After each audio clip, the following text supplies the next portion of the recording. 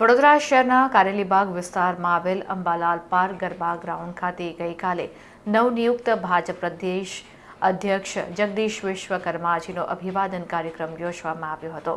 ત્યારે આ કાર્યક્રમમાં નવનિયુક્ત ભાજપ પ્રદેશ અધ્યક્ષ જગદીશ વિશ્વકર્માજીએ દિવાળીના તહેવારમાં લોકોને સ્વદેશી વસ્તુ ખરીદવાની અપીલ કરી હતી।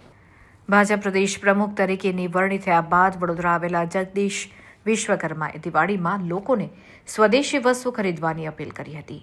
140 કરોડ જનતા સ્વદેશી વસ્તુ ખરીદશે તો ભારતને કોઈ હંફાવી શકે નહીં તેવો આશાવાદ તેમણે વ્યક્ત કર્યો હતો। વડોદરા એરપોર્ટ પર ભાજપ પ્રદેશ પ્રમુખ વિશ્વકર્મા અને મુખ્યમંત્રી ભૂપેન્દ્રભાઈ પટેલનું સ્વાગત કરવામાં આવ્યું હતું। ત્યારબાદ 250થી વધુ ટુ વ્હીલર સાથે ઉભેલા કાર્યકર્તાઓ સાથે રોડ શો યોજ્યો હતો। કાર્યકરોનો ઉત્સાહ જોઈને એરપોર્ટ સર્કલ પર તેઓ કારમાંથી ઉતરી કાર્યકર્તાના ટુ વ્હીલર પર બેસી કારેલીબાગ અંબાલાલ મેદાન ખાતે પહોંચ્યા હતા।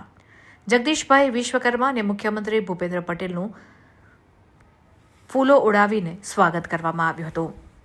ભારત માતાના જયઘોષ સાથે પ્રવચનનો પ્રારંભ કર્યો હતો। પ્રવચનમાં પ્રદેશ ભાજપ પ્રમુખ જગદીશભાઈ વિશ્વકર્માએ જણાવ્યું હતું કે દિવાળીના તહેવારમાં સ્વદેશી વસ્તુ ખરીદો। 140 કરોડ લોકો સ્વદેશી વસ્તુ ખરીદશે તો દુનિયાના અન્ય દેશો ભારતને હંફાવી શકે નહીં।